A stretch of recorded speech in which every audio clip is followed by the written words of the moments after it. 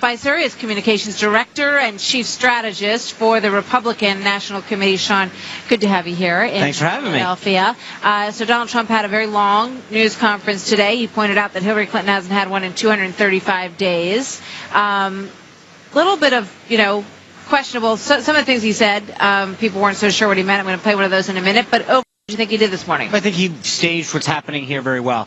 This has been a convention in chaos. The Democratic Party is deeply divided by the far extreme left and the far left. And you've seen that last night there was a walkout of a good chunk of the delegates over Bernie Sanders. This is not a convention of unity, which is what they were talking about. Every one of those speakers almost universally has gotten booed getting up there. And Tim Kaine, again, has been a big disappointment to the progressive movement.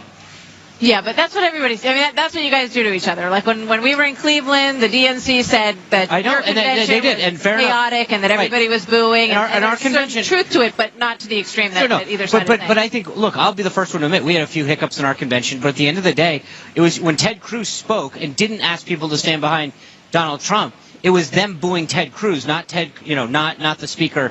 Not our nominee. What you're seeing is people walking out, massive amounts of empty seats, chaos in the street, and people saying that they're not going to be behind Tim Kaine. They met behind closed doors yesterday for an entire day to try to strike a deal with Bernie Sanders and couldn't do it. This isn't about rhetoric. It isn't about personality. So what was the deal that you're hearing that they struck with Bernie Sanders? Because there's more to this than just whether or not it's pulled off well at the convention. Right. There's a question of intensity when voting time comes in November. Are these people going to stay home? Are they going to feel like they're part of this party? And you guys dealt with some of this on your own.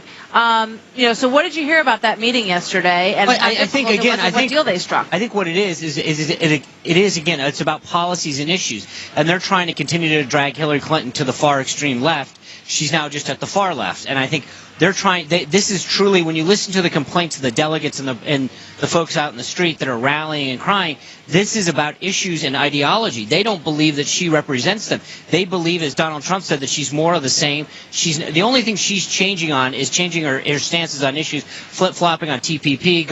Like 3 times in the last 24 hours have talked about that she'll flip-flop, and then she won't, and then she will. Then now they're putting out what amounts to a hostage video saying, no, she definitely won't flip-flop again on TPP. Tim Kaine saying that he'll change his opinion on the Hyde Amendment.